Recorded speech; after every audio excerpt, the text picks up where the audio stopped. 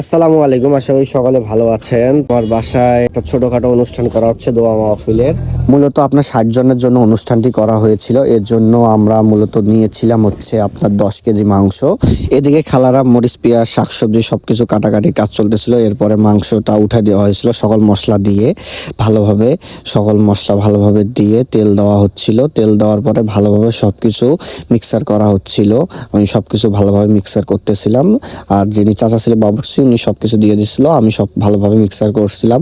আর অন্যদিকে কোরআন তেলাওয়াতের কাজ চলতেছিল, কার্যক্রম শুরু হয়ে গেছিল। বাসার লোগো পাশাপাশি পড়ছে। আর অন্য সাইডে দেখেন আমাদের রিঙ্কু সোনা চেয়ে চেয়ে সবকিছু দেখতেছিল। এর ফাঁকে আমাদের গরুর মাংসটিও হয়ে গেছে সিদ্ধ। এরপরে আমরা সবজিটা উঠাই দিছি। সবজি সবকিছু মশলা দিয়ে ভালোভাবে মেখে হচ্ছিল।